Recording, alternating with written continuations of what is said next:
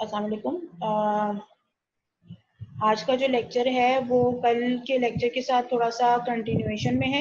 कल का लेक्चर आप लोगों ने सबने सुन लिया होगा। तो हम लास्ट टाइम जो है वो डिफरेंट टाइप्स ऑफ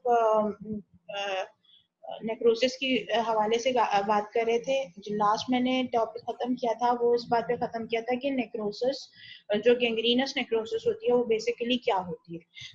आज आप लोगों को थोड़ा सा मैं एक जो है वो विजिबल एक क्लू देना चाह रही हूँ, ताकि आप लोगों को ये थोड़ा सा क्लियर हो जाए कि किस तरह से मतलब होता है, मतलब क्या पिक्चर किस तरह की दिखाई देती है। तो जो पहली पिक्चर है इस वक्त तो आप जो देख रहे हैं वो कोगुलेटिव नेक्रोसिस की है।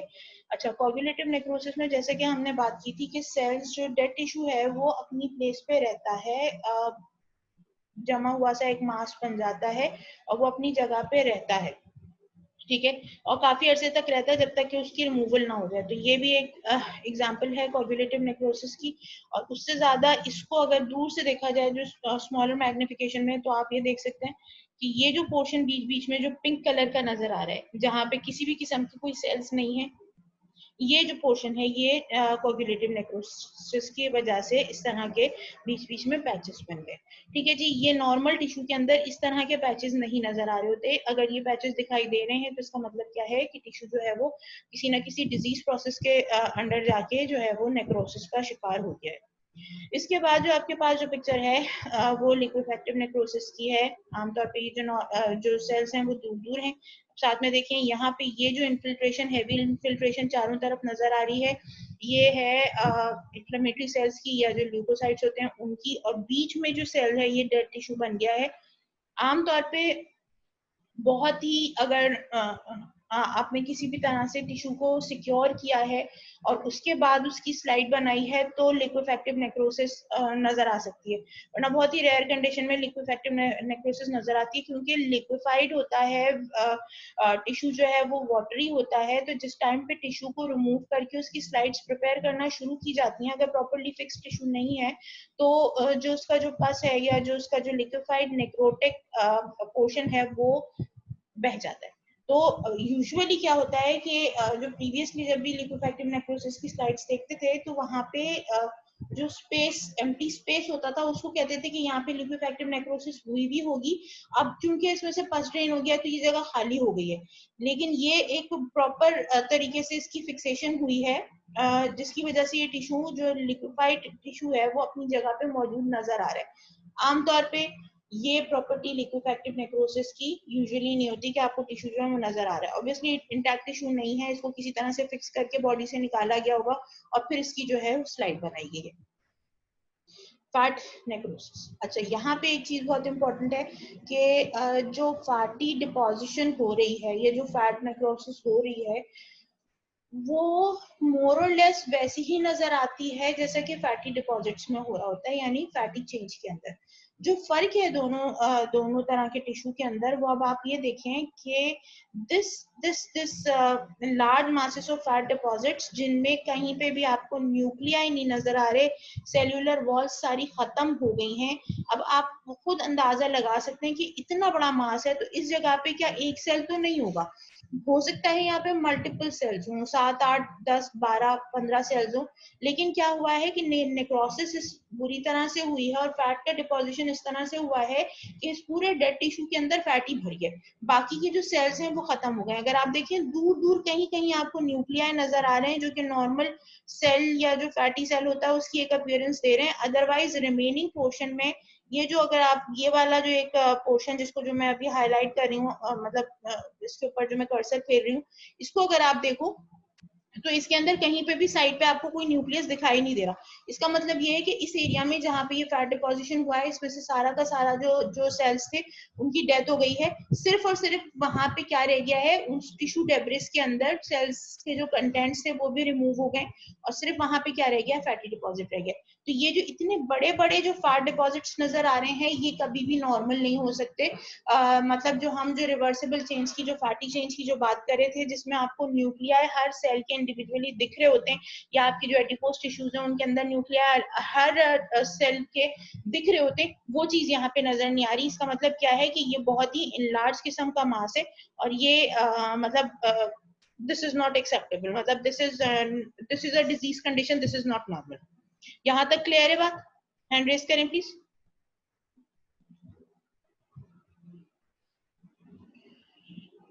ओके, आगे चलते हैं। अच्छा जी, केशियस नेक्रोसिस, कल के लेक्चर में मैंने आपको पूरा केशियस नेक्रोसिस बनना और उसका जो ग्रैन्युलोमा बनता है उसका मैकेनिज्म बताया था कि जी सेंटर के अंदर जो है वो डेड टिश्यू होता है और उसका जो है ये surrounded, it is surrounded by an inflammatory ring of the inflammatory cells, epithelioid, macrophages, lymphocytes होते हैं, लैंगरहैंस सेल्स होते हैं और फाइब्रोब्लास्ट की आउटर लेयर होती है। तो एग्जैक्टली वही चीज जो है ये आपको स्लाइड पे नजर आ रही है। दिस सेंट्रल पार्ट जो कि यहाँ पे ये पूरा का पूरा जो आपको सेंट्रल पार्ट दिखाई दे रहा है, पिंक स्टेन उठाया है इसने, अगर आप इसको नेकेड आई से देखेंगे तो ये आपको चीजी येलो कलर का नजर आएगा, लेकिन जब इसका जो स्टेन इसने उठाया है वो ईओसिन का उठाया है तो इसकी वजह से इसका जो है पिंक कलर आ रहा है। ठीक है, दिस इज केशियस नेक्रोसिस। और जैसे मैंने कल के लेक्चर में बताया भी था कि it is usually seen in the condition which is produced by mycobacteria. तो यानी माइकोबैक्टीरियम ट्यूबरकुलोसिस या माइकोबैक्टीरियम लेप्री यूजुअली जो है वो इस तरह का जो वुंड है वो कॉज करते हैं। Next, this is gangrene. कल के लेक्चर में मैंने आपको ये बताया था कि गैंग्रीन बेसिकली क्या होता है कि कोई भी टिश्यू अगर तो डेड हो चुका है, किसी भी वजह से डेड हुआ है, ज्यादातर जो कंडीशन है गैंग्रीन की वो एक्सट्रीम्स ऑफ टेम्परेचर लिए जा रहे होते हैं या जैसे डायबिटिक फुट हो गया, तो मतलब एक प्रोलॉन्ग डिजीज है जिसमें प्रोलॉन्ग या तो नर्व सप्लाई रुक रही है या प्रोलॉन्ग जो है वो ब्लड सप्लाई रुक रही है या मतलब जो एक जो प्रॉपर जो सर्कुलेशन ऑफ फ्लूइड है जिसकी वजह से आपकी बॉडी के अंदर एक नॉर्मल बैलेंस मेंटेन रहता है वो नहीं रह पाता। गैंग्रीन के अंदर क्या होता है कि चूंकि हाइपोक्सिया की सिचुएशन है और उसकी वजह से ऑक्सीजन की डेफिशिएंसी की वजह से ये जख्म बना है, तो उसमें क्या होता है कि एनारोबिक ऑर्गेनिजम्स जो हैं वो मल्टीप्लाई करते हैं और टिश्यू को और बुरी तरह से डेड कर देते हैं। ये जो ब्लैकनेस नजर आ रही है this is typical of gangrene. अच्छा, यहाँ पे मैंने इससे भी ज्यादा खतरनाक एक पिक्चर थी, मैंने कहा आप लोगों की तबीयत खराब होगी इसलिए मैंने वो नहीं लगाई है। ये सिर्फ और सिर्फ क्या है कि ये जख्म सूख गया है, ये हार्ड हो गया है। अच्छा, इसके अंदर से ना अगर तो यहाँ पे कहीं पे भी कोई खाल फटी हुई होगी तो वहां से फाउल स्मेल आ रही होती है। ये एक बहुत इंपॉर्टेंट डायग्नोस्टिक फीचर है गैंग्रीन का, बहुत ही गंदी सी स्मेल जो कि बहुत ज्यादा फाउल होती है, प्यूट्रेड होती है, वो स्मेल इस जख्म में से आ रही होगी। अगर तो खाली स्मेल आ रही है, पानी नहीं निकल रहा है, तो ये जो गैंग्रीन है ये ड्राई गैंग्रीन कहलाती है। लेकिन अगर इसके अंदर से ऐसा होता भी है, पोर्शंस जो है ऊपर के ऑटो एम्पुटेशन के थ्रू जो है वो पीसेस झड़ना शुरू हो जाते हैं जिस्म के। ठीक है, तो अब जब वो झड़ना शुरू होते हैं तो पीछे जो गीला टिश्यू होता है उसमें मतलब गीला होता है टिश्यू और उसमें से पानी रिस रहा होता है। अब वो जो डिस्चार्ज निकल रहा होता है, जैसा कि मैंने बताया कि फाउल स्मेल तो ड्राई में भी आ रही होती है, तो वो इंतहा दर्जे की फाउल स्मेली डिस्चार्ज होता है और वो मतलब कंटिन्यूस जो है वो पानी टप टप टप करके गिर रहा होता है उस जख्म में से। So that kind of gangrene is known as wet gangrene. जो मोस्ट कॉमन एग्जांपल है वेट गैंग्रीन की वो डायबिटिक फुट है। ठीक है जी, और ये जो एग्जांपल है ये फ्रॉस्ट बाइट की, यूजुअली फ्रॉस्ट बाइट के जो पेशेंट्स होते हैं जो एक्सट्रीम कोल्ड टेम्परेचर को एक्सपोज हो जाते हैं लाइक सियाचिन वगैरह में, तो वहां पे अगर खुदा ना खासा कोई ऐसी सिचुएशन हो गई है कि इग्लू में ज्यादा देर ना रह सके और जो है बहुत जो एक्सट्रीम ऑफ टेम्परेचर होता है माइनस, गर्मियों में -45 बाय -30 चल रहा होता है और फिर जो है वो सर्दियों में वो -65 -50 -65 के करीब जा रहा होता है। तो ऐसी कंडीशन के अंदर अगर ज्यादा देर के लिए जो है वो एक्सपोज हो जाए या कोई जंग की कंडीशन है या कुछ ऐसी सिचुएशन है जिसमें जो फौजी हैं वो ज्यादातर एक्सपोज हो जाते हैं, तो फिर उनको जो है इस तरह का जख्म बन जाता है जिसके बाद उनकी लिम्स को एम्पुटेट करना पड़ता है यानी काट के निकालना पड़ता है। ठीक है जी, यहाँ तक बात क्लियर हो गई है तो मुझे प्लीज बता दीजिए।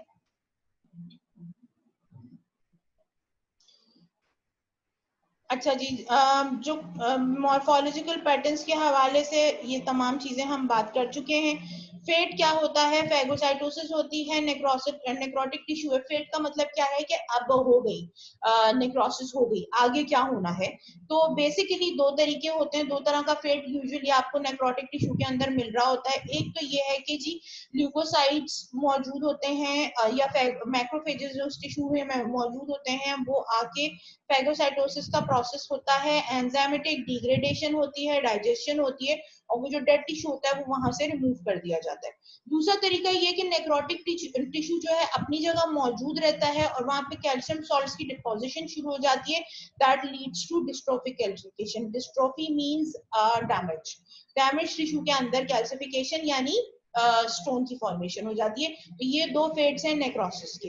नेक्रोसिस का टॉपिक हमारा कंप्लीट हो गया है। Any question up till now? यहाँ तक जो कल का जो लेक्चर था और लेके अब तक जो मैंने बताया, इसमें कोई चीज जो समझ में नहीं आई, कोई सवाल पूछना है किसी ने? Anybody answer?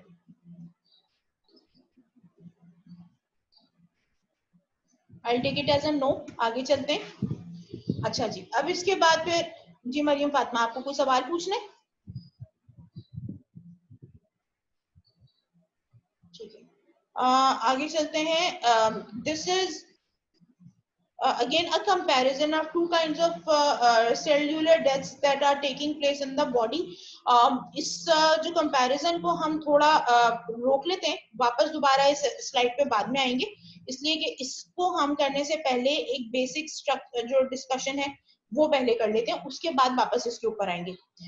एपोप्टोसिस क्या है? Apoptosis is a programmed cell death. मैंने लास्ट टाइम भी बताया था, प्रोग्राम सेल डेथ का मतलब क्या है कि कोई एक चीज है जिसका टाइम पूरा हो गया है और उसको बाकायदा प्रोग्राम के तहत उसकी एनर्जी रिसोर्सेज को काट के और उसकी जो लाइफ लाइन है उसको काट के और उसको फिर प्रॉपर डेथ के फेज के अंदर ले जाया जाए। ठीक है जी, किसी भी किस्म की कोई इमरजेंसी क्रिएट नहीं होती, किसी किस्म का कोई डिजीज प्रोसेस नहीं होता, यूजुअली ये फिजियोलॉजिकल होता है। तो इस कंडीशन के अंदर आमतौर पे अननोटिस सेल्यूलर डेथ्स होती हैं। अच्छा, इसमें क्या है? Active energy dependent program singular cell death है। तो उसमें क्या होता है कि अनवांटेड डिफेक्टिव सेल्स जो होते हैं वो निकल जाते हैं, या वो अच्छा, इसमें कौन कौन से सेल्स निकलते हैं? जो एक्स्ट्रा बन गए हैं वो निकल जाते हैं। डिफेक्टेड सेल्स अगर हैं किसी भी तरह के, वो यूजुअली रिमूव किए जाते हैं इस तरीके से। या वो सेल्स जिनका टाइम फ्रेम पूरा हो गया है, यानी से फॉर एग्जांपल आरबीसीज की मैंने पहले भी किसी एक लेक्चर में एग्जांपल दी थी कि आरबीसीज का जो एक टाइम ड्यूरेशन है वो है 120 डेज का। 120 डेज अगर एक आरबीसी के पूरे हो गए हैं तो उसको हर सूरत में सर्कुलेशन से बाहर आना है, क्योंकि उसके बाद इसकी अंदर जो कैपेसिटी होती है, ऑक्सीजन यूटिलाइज चूंकि नहीं होता और माइटोकॉन्ड्रिया वगैरह नहीं होते, एनर्जी उसकी जितनी होती है उतने पे वो 120 डेज से ज्यादा ऊपर नहीं रह सकता, फ्रेजाइल हो जाता है, हार्ड हो जाती है उसकी वॉल्स और किसी भी जगह पे जाके सर्कुलेशन में वो डैमेज कर सकती है। तो इस वजह से उस डैमेज को कॉज करने से पहले ही उसको सर्कुलेशन से हटा लिया जाता है। तो अब वो जो चीज जो हटी है ऑब्वियसली वो डाई भी करेगी। तो वो जो डाई करेगी, जिस प्रोसेस से करेगी, उस प्रोसेस को हम एपोप्टोसिस कहते हैं, जहाँ पे आप बाकायदा प्रोग्राम करके एक चीज को खत्म कर रहे होते हैं। कुछ पैथोलॉजिकल कंडीशंस हैं जिनमें एपोप्टोसिस आमतौर पे दिखाई दे रही होती है। जो बेसिक डेफिनेशन है एपोप्टोसिस की वो क्या है कि it's a pathway of cell death in which cells activate enzymes that degrade the cell's own nuclear DNA, nuclear and cytoplasmic proteins. ठीक है जी, इसके नतीजे में आपके पास जो है वो सेल्यूलर डेथ आती है।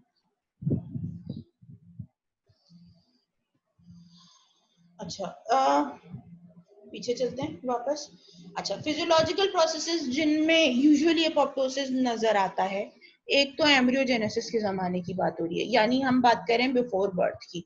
ठीक है जी, इसमें इम्प्लांटेशन के टाइम पे, ऑर्गेनोजेनेसिस के टाइम पे, डेवलपमेंटल इवोल्यूशन के टाइम पे, separation of digits of the limbs के टाइम पे, यहाँ पे जो है प्रोग्राम सेल डेथ हो रही होती है। अब इसमें से ऑर्गेनोजेनेसिस का मतलब क्या है? जिस टाइम पे ऑर्गन्स बन रहे होते हैं, ये आपकी जो प्रेगनेंसी के जो 9 मंथ्स होते हैं, हम उनको यूजुअली 3 मंथ्स के स्लॉट्स में डिवाइड कर देते हैं। जो फर्स्ट 3 मंथ्स होते हैं वो फर्स्ट ट्राइमेस्टर ऑफ प्रेगनेंसी कहलाते हैं, सेकेंड 3 मंथ्स होते हैं वो सेकेंड ट्राइमेस्टर ऑफ प्रेगनेंसी कहलाते हैं, और जो लास्ट 3 मंथ्स होते हैं वो थर्ड ट्राइमेस्टर ऑफ प्रेगनेंसी कहलाते हैं। अच्छा, जो ऑर्गेनोजेनेसिस जो हो रही होती है वो फर्स्ट 1.5 मंथ्स के बाद शुरू होती है, and by the end by the start of the 4th month या मिडिल ऑफ द 4th जो मंथ होता है, वहां तक ये प्रोसेस चलता है। अच्छा, इसमें ये होता है कि बहुत सारे सेल्स डेवलप हो रहे होते हैं, लेकिन जितने सेल्स की जरूरत होती है जो कि ऑर्गन आगे डेवलप करेंगे, उसके अलावा जो भी अननेसेसरी सेल्स होते हैं वो प्रोग्राम से यानी एपोप्टोसिस के थ्रू जो है उनको खत्म कर दिया जाता है।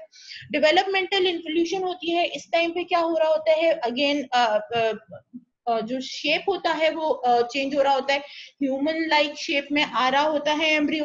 ठीक है जी। तो यहाँ पे भी फॉर एग्जांपल जो जो आपकी लिम्स की डेवलपमेंट हो रही है उसके दरमियान में खाल खिंच रही है, तो वो जो खाल है उसको कट करके जो है वो बाकायदा प्रॉपर तरीके से जो है वो शेपिंग की जाती है बॉडी की, उसमें एपोप्टोसिस होती है। फिर एक्स्ट्रा जो भी सेल्स बने होते हैं उनकी या एक्स्ट्रा स्किन बन रही होती है, वो एक्स्ट्रा स्किन कट के निकाल दी जाती है ताकि प्रॉपर ह्यूमन शेप आ सके। वो सारा जो प्रोसेस है वो भी एपोप्टोसिस के थ्रू होता है। जब लिम्स बननी शुरू होती हैं तो उसमें जो डिजिट्स होती हैं वो पहले एक सिंगल पॉ होता है। ठीक है, यानी आप यूं समझ लो कि पहले जो है वो यानी अंगूठा एक अलग होता है, हाथ की बात कर रही हूँ, अंगूठा अलग होता है और बाकी जो 4 डिजिट्स होती हैं वो एक पीस के तौर पे बना हुआ होता है। उसके बाद थोड़े थोड़े से जो डिजिट्स की जब साइज थोड़ी सी बढ़नी शुरू होती है तो डिजिट्स मूव नहीं कर पा रही होती हैं क्योंकि उनके दरमियान की जो स्किन होती है वो कटी नहीं होती है। ठीक है जी। तो जैसे जैसे उंगलियां बढ़ती चली जाती हैं एपोप्टोसिस के प्रोसेस से, जो 2 उंगलियों के दरमियान की स्किन है वो एपोप्टोसिस के थ्रू जो है वो रिमूव की जाती है। तो that kind of process is also included in the apoptosis. ठीक है जी। इसके बाद और बहुत सारी चीजें हो सकती हैं जो कि अभी मेरे दिमाग में भी नहीं आ रही हैं, लेकिन ये तमाम की तमाम जो प्रोसेसेस हैं जब वो फिजियोलॉजिकली जब एक प्रॉपर शेपिंग हो रही होती है तो ऐसे टाइम पे ये जितनी भी जो चेंजेस हो रही होती हैं वो एपोप्टोटिक प्रोसेस के थ्रू हो रही होती है। इसके बाद आता है हार्मोन डिपेंडेंट इन्वोल्यूशन। अच्छा, अब यहाँ पे याद रखिएगा कि हमारी बॉडी में जैसे मैंने आपको बताया था कि 2-3 बड़े ही इंपॉर्टेंट कंट्रोल मैकेनिज्म्स हैं। एक तो सेंट्रल नर्वस सिस्टम है जो आपकी बॉडी के डिफरेंट फंक्शंस को कंट्रोल कर रहा होता है। दूसरा जो आपके पास जो सेकंड मोस्ट इंपॉर्टेंट जो कंट्रोलिंग मैकेनिज्म है वो हार्मोन है जो कि आपके बॉडी के तमाम जो फंक्शंस एंड मेटाबॉलिक प्रोसेसेस है उनको कंट्रोल कर रहा होता है। और थर्ड जो है वो आपका जो ब्लड सप्लाई है या जो आपका जो क्योंकि ऑब्वियसली उसके थ्रू आपको न्यूट्रिशन और ऑक्सीजन मिल रही होती है तो वो भी बहुत इंपॉर्टेंट आपका मैकेनिज्म होता है। इन तीनों मैकेनिज्म्स के होने से आपके बहुत सारे फंक्शंस परफॉर्म होते हैं और इनके ना होने से बहुत सारे फंक्शंस रुक जाते हैं। अच्छा जी। अब यहाँ पे जो एंडोमेट्रियम है ड्यूरिंग मेंस्ट्रुएशन, जब अगर हम इसकी बात करते हैं तो मैंने आपको पहले भी बताया था कि यूजुअली होता ये है कि by the start of a lunar month, यानी जो चांद के जो महीने चलते हैं उसमें एक प्रोसेस होता है यूट्रस के अंदर के जो यूट्राइन इंटरनल मोस्ट जो लेयर होती है उसको एंडोमेट्रियम कहते हैं। वहां पे जो है वो सेल्यूलर ग्रोथ होती है। अच्छा, ये जो सेल्यूलर ग्रोथ होती है वो अपने मैक्सिमम पे पहुंच जाती है by the end of 20 days, 27, 21, 28 days depending upon the जो साइज ऑफ द साइकिल जो है वो वहां पे उस वक्त तक मैक्सिमम इसकी डेवलपमेंट हो जाती है इस लेयर की। अच्छा, जब ये लेयर डेवलप हो रही होती है तो यहाँ पे ऑब्वियसली इसके साथ जो है वो ब्लड सप्लाई भी आ रही होती है, तो इसका मतलब है कि बहुत ज्यादा ओवर लोडेड होता है ये ब्लड से और एपिथेलियल सेल्स से। अच्छा, होता क्यों है ये? अगेन इसलिए होता है कि हर मंथ जो है uterus gets prepared for any kind of impregnation, यानी जिस टाइम पे एम्ब्रियो की जो जो जाइगोट बनता है उसकी इम्प्रेग्नेशन या इम्प्लांटेशन के लिए यूट्रस हर मंथ तैयार होता है। अब वो जब भी वो प्रोसेस होगा तब वो जो है इम्प्लांटेशन हो जाएगी और अगर प्रॉपर इम्प्लांटेशन का प्रोसेस हो गया है तो प्रेगनेंसी स्टार्ट हो जाएगी। ठीक है जी। तो अब अगर by the end of the month implantation का प्रोसेस नहीं होता है तो वो जो लेयर होती है जो एक मंथ के लिए बनी होती है वो शेड हो जाती है। वो पुरानी लेयर नहीं रखना, ताजा लेयर दोबारा बन जाएगी तो वो पुरानी लेयर शेड हो जाती है। अब ये जो प्रोसेस है शेडिंग का, माइक बंद करें प्लीज। तो ये जो प्रोसेस है शेडिंग का वो डिपेंड कर रहा होता है हार्मोन्स के ऊपर। कुछ हार्मोन्स होते हैं जो डेवलपमेंट कराते हैं इस लेयर की और कुछ हार्मोन्स जो होते हैं वो इस डेवलपमेंट के प्रोसेस को रुकवा देते हैं और उसके बाद लेयर्स की शेडिंग करवाते हैं। अब यहाँ पे जब शेडिंग होती है तो उसके नतीजे में क्या होता है कि जो ब्लड वेसल्स हैं वो भी ब्रेक करती हैं और जो लेयर होती है वो भी शेड करती है। नेट रिजल्ट क्या निकलता है? मेंस्ट्रुअल ब्लीडिंग के फॉर्म में निकलता है। तो ये जो प्रोसेस है वो भी जो है वो एपोप्टोसिस के उसमें आता है, ठीक है, कैटेगरी में आता है। फिर इसी तरह से लैक्टेटिंग ब्रेस्ट आफ्टर वीनिंग। अच्छा, यहाँ पे एक और चीज जो बहुत इंपॉर्टेंट है वो ये है कि ड्यूरिंग प्रेगनेंसी जो ब्रेस्ट टिश्यू होता है फीमेल्स का वो ग्रो करना शुरू करता है, बिकॉज वहां पे मेमोरी ग्लैंड होता है और उसका काम क्या होता है, मिल्क प्रोडक्शन कराना और जो न्यू ऑफस्प्रिंग पैदा होने वाला है उसके लिए खुराक का इंतजाम करना।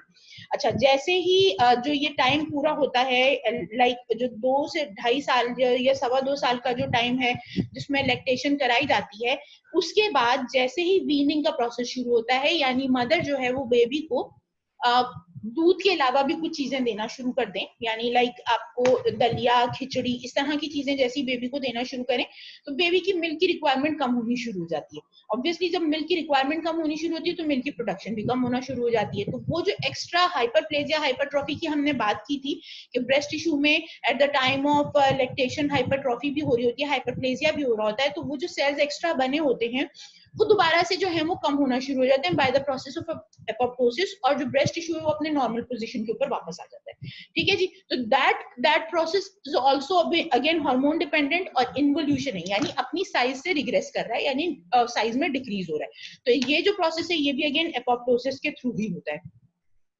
अच्छा, एक और जो बहुत इंपॉर्टेंट चीज है वो ये है कि आपके पास कुछ सेल्स हैं जिनकी कंटिन्यूस प्रोलिफरेशन होती है। आपके जो ब्लड सेल्स हैं उनकी बात कर सकते हैं हम, वो रेगुलर बेसिस पे ग्रो कर रहे होते हैं, डेली के हिसाब से सेल्स हैं, और hundreds of thousands of cells हैं जो कि डेली सर्कुलेशन में आ रहे होते हैं, और जो पुराने उतने ही सेल्स जितने नए आ रहे होते हैं उतने ही पुराने जिनका टाइम स्पेन खत्म हो जाता है वो जो है वो डिलीट होके अपनी सर्कुलेशन से निकलना शुरू हो जाते हैं। अब ये तो तमाम सेल्स हैं जो एक्स्ट्रा हैं जो हमारी बॉडी में, इनका removal from the area where they are present, उस रिमूवल को हम डिलीशन कहते हैं ऑफ द प्रोलिफरेटिंग पॉपुलेशन। ठीक है जी, तो ये जो मैकेनिज्म है इस ये भी अगेन एपोप्टोटिक मैकेनिज्म है। इसमें एग्जांपल यहाँ पे जो दी हुई है वो इंटेस्टिनल क्रिप्ट की दी हुई है।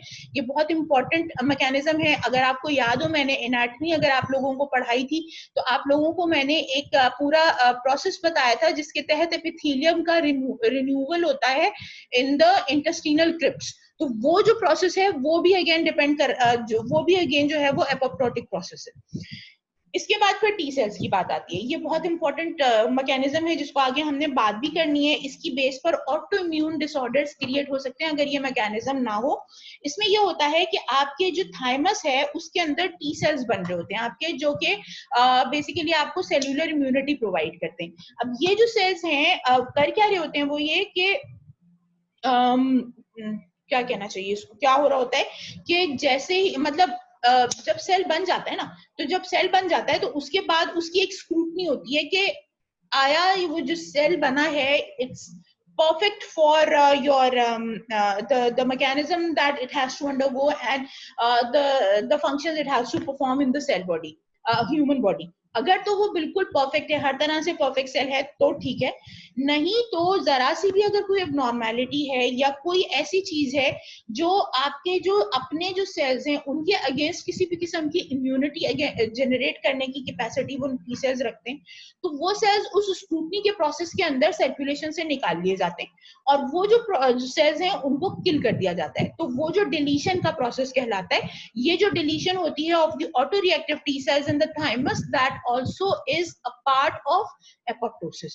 और ये रेगुलर स्क्रूटनी चल रही होती है, डेली जितने भी सेल्स बन रहे हैं वो स्क्रूटनाइज होने के बाद फिर सर्कुलेशन में आते हैं, अदरवाइज नहीं आते। एक और एग्जांपल जो मुझे अभी एकदम से याद आई, जब हम लोग एम्ब्रियोलॉजी पढ़ रहे थे उसमें हमने पढ़ा था कि 1 million cells are produced, जो हम उसकी बात कर रहे हैं male reproductive cell, sex cell की बात कर रहे हैं, दैट इज द स्पर्म। ठीक है जी, जो स्पर्म्स हैं जब हम उनकी बात करते हैं तो लाखों की तादाद में स्पर्म्स जो हैं वो डेली प्रोड्यूस हो रहे होते हैं। अच्छा, वो स्पर्म्स जो होते हैं यूजुअली अगेन स्क्रूटनाइजेशन के प्रोसेस से गुजरते हैं, और अगर जरा सी भी कोई एबनॉर्मेलिटी है, ग्रॉस एबनॉर्मेलिटी है, फिर तो हर सूरत में जो है वो स्पर्म खत्म हो जाएगा। लाइक उसका एक्रोसोमल कैप खराब है, या उसके न्यूक्लियस में कोई प्रॉब्लम है, या उसके नंबर ऑफ माइटोकॉन्ड्रियाज कम है, या उसकी टेल डबल हुई हुई, या टेल मुड़ी हुई है, या टेल खराब हुई हुई है, जो भी कोई प्रॉब्लम है, अगर ग्रॉसली डिसेबिलिटी दिखाई दे रही है स्पर्म की, वो तो वैसे के वैसे ही खत्म हो जाएगा। लेकिन अगर फिर एक स्क्रूटनी का प्रोसेस होता है जिसमें पता चलता है कि जी फिटेस्ट स्पर्म कौन सा है, उस फिटेस्ट स्पर्म को छोड़ के बाकी के जितने भी स्पर्म्स होते हैं वो डिलीट कर दिए जाते हैं। उसामा खान, आपका ये माइक दोबारा से ऑन नहीं होना चाहिए, ठीक है? ऑलराइट, अच्छा, तो ये इस तरह की ये जो तमाम एग्जांपल्स हैं, ये आपके एपोप्टोसिस की एग्जांपल्स हैं। पैथोलॉजिकल कंडीशन के हवाले से अगर हम बात करते हैं, तो पैथोलॉजिकल एट्रोफी प्रोस्टेट की होती है, जिसमें हार्मोन डिपेंडेंट इन्वोल्यूशन होती है, एज प्रोसेस है, एजिंग का प्रोसेस है।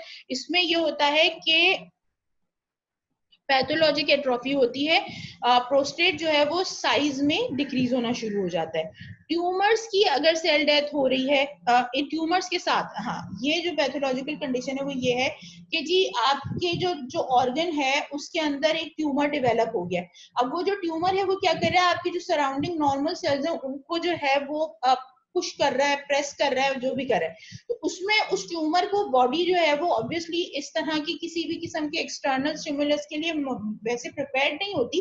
तो इस वजह से क्या होता है कि जब ट्यूमर सेल्स ग्रो करना शुरू करते हैं, तो आपकी जो नॉर्मल सेल्स हैं वो एपोप्टोटिक प्रोसेस से जो है वो रिमूव होना शुरू हो जाते हैं। नेट रिजल्ट क्या निकलता है उसकी वजह से कि जिससे जो ट्यूमर सेल्स हैं उनको ग्रोथ की और जगह मिल जाती है, और वो उस जगह पे जहां पे पहले आपका नॉर्मल सेल था उस जगह पे ट्यूमर सेल ले लेता है। अच्छा, इसके बाद फिर साइटोटॉक्सिक ड्रग्स या आयनाइजिंग रेडिएशंस, अगेन कीमोथेरेपी वगैरह, इसमें जो ड्रग्स हैं वो जो सेल डेथ कॉज कराती हैं वो भी एपोप्टोटिक सेल डेथ होती है। ठीक है जी। अच्छा, इसके अलावा आगे चलते हैं फिर।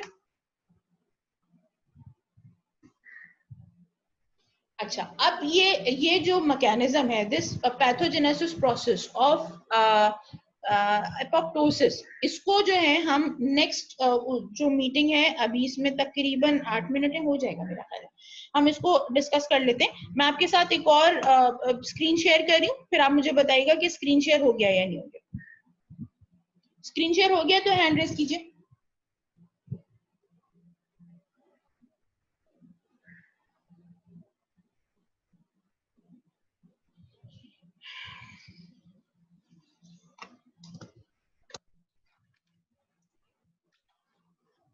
अच्छा जी, कहा यह जाता है कि जो एपोप्टोसिस का प्रोसेस है, जिसको हमने अभी थोड़ी देर पहले प्रोग्राम सेल डेथ भी कहा था, ये जो प्रोसेस है ये 2 मैकेनिज्म्स के थ्रू होता है। ठीक है जी। पहला जो मैकेनिज्म है दैट इज माइटोकॉन्ड्रियल पाथवे।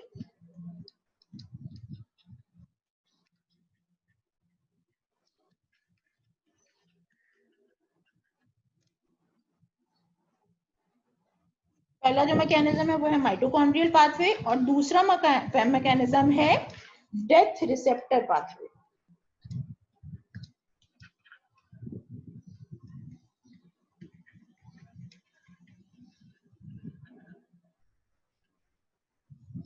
ठीक है जी। सबसे पहले हम माइटोकॉन्ड्रियल पाथवे की बात करते हैं, क्योंकि ये पहले डिस्कस हो रहा है, उसके बाद फिर हम डेथ रिसेप्टर पाथवे की बात करेंगे।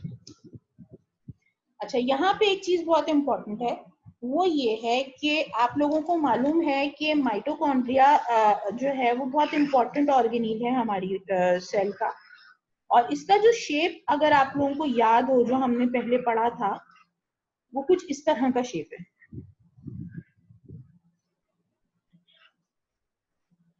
ठीक है जी। अब ये जो इसकी आउटर माइटोकॉन्ड्रियल मेम्ब्रेन है, हम पहले भी बात कर चुके हैं कि आउटर माइटोकॉन्ड्रियल मेम्ब्रेन जो होती है वो परमिएबल होती है, और जो इनर माइटोकॉन्ड्रियल मेम्ब्रेन है दिस इज कंप्लीटली इम्परमिएबल। ठीक है जी। तो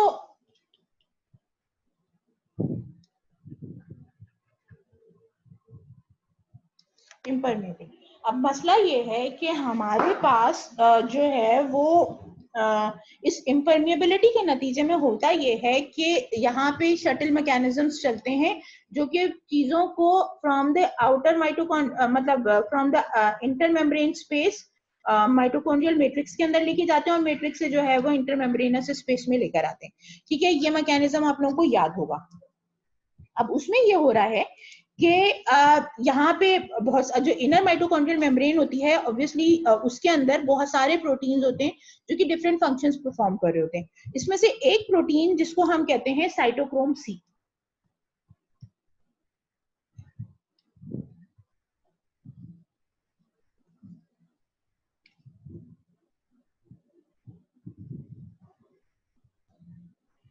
साइटोक्रोम सी जो है ये एपोप्टोसिस ट्रिगरिंग प्रोटीन भी कहलाता है। ठीक है जी। अच्छा, इसका काम क्या है? यूजुअली ये जो माइटोकॉन्ड्रियल मेम्ब्रेन में मौजूद होता है करता कुछ नहीं है। जब तक सेल सही हेल्थ के साथ है और अपने नॉर्मल फंक्शंस परफॉर्म कर रहा है तो इस प्रोटीन का कोई काम नहीं होता। ठीक है जी। लेकिन whenever सेल बिकम्स वीक, कोई डिजीज प्रोसेस हो या अगेन जैसे मैंने कहा सेल का लाइफ टाइम खत्म हो रहा हो, तो क्या होता है कि यहाँ पे एक मैकेनिज्म शुरू हो जाता है जिसको डेथ मैकेनिज्म कहते हैं।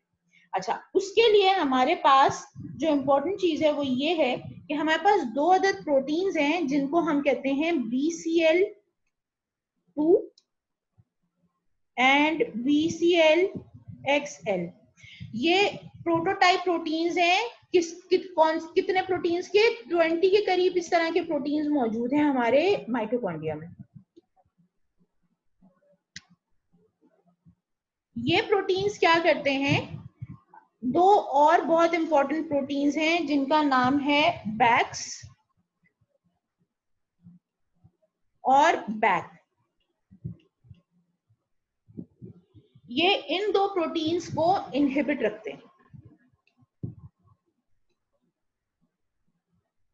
ठीक है जी, दोबारा समझ लें। BCL2 प्रोटीन और BCLXL और इन जैसे 20 प्रोटीन्स का काम क्या है कि वो बैक्स और बैक प्रोटीन या इससे रिलेटेड, इस फैमिली से रिलेटेड जितने प्रोटीन हैं उनको इनहिबिट रखता है। ठीक है जी। अच्छा, ये जो प्रोटीन्स हैं बनते कब हैं? ये बनते हैं in response to your growth factors.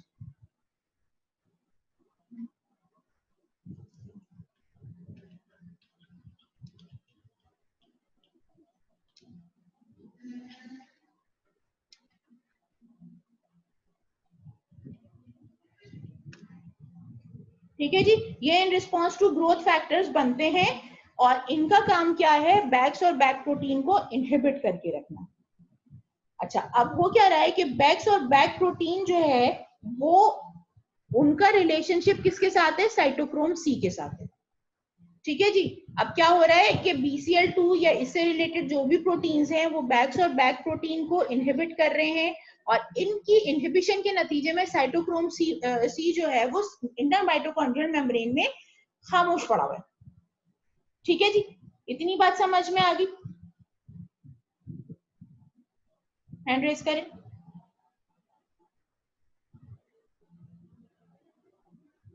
ठीक है।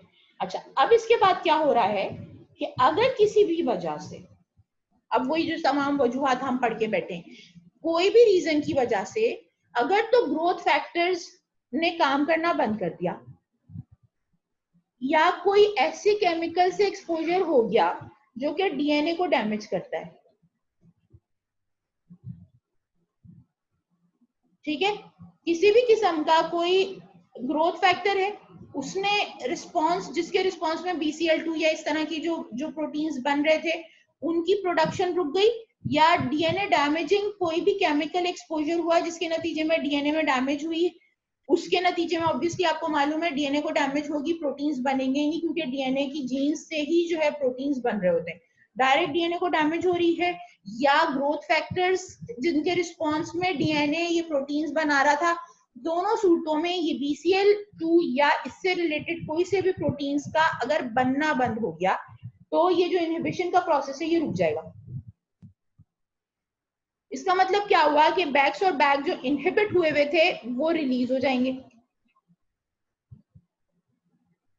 जब ये रिलीज होंगे तो ये क्या करेंगे, साइटोक्रोम सी को रिलीज कर देंगे, यानी साइटोक्रोम को रिलीज कर देंगे। किस तरह से रिलीज कर देंगे कि साइटोक्रोम माइटोकॉन्ड्रिया के अंदर एंट्रैप्ड रहता है।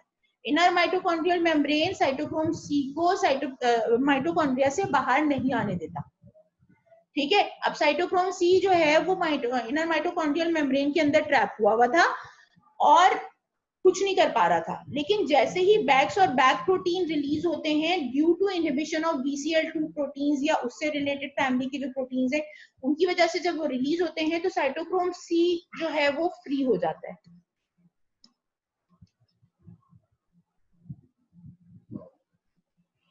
और इसके नतीजे में इसकी लीकेज होती है, साइटोक्रोम सी की लीकेज होती है इन साइटोप्लाज्म।